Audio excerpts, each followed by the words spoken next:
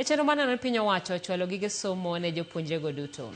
Ma oyange nyasi manobagi mar chwalo konyo jopuonjrego e somo ne jopuonjre moyo 11,000 manyo obagi Nairobi. Judith Omondi ni kod lero mar wachno. E okang' mar adek piny owacho kokalo kuom migawo mar somo ogolo gige tiegruok 321 madhi konyo jopuonjre man kod ng'ol ma opogore pachoka ne jopuonjre ma ohewo 11,000. Chenro mar chiwo masinde gi ne jopuonj madongo mag skunde obagi Nairobi, kama jatend migawo mar somo Migoso Gamba oyuoro kendo yango ni timo nonro mar yango kwan mag jopuonjre gi e pachoka, ka migawo no bende koro chano chwalo sir makamagi nyaka e kuonde tiegruok mamalo. Chenro madhi neno ni jopuonjre duto ma Kenya oketi e thuolo achiel mar yudo somo makare.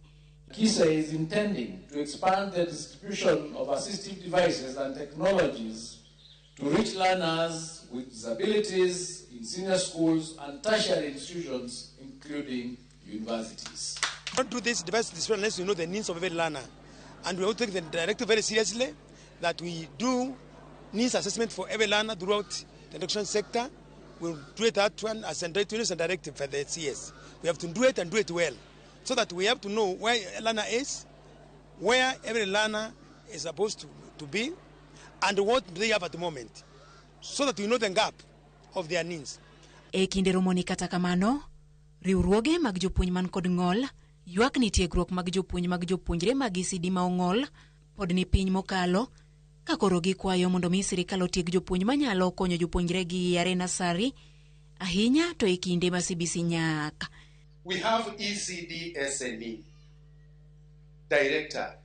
Let us encourage the ECD teachers to come and train for the SME for early identification. Infrastructure in the SME schools are in sorry states. Sorry to say.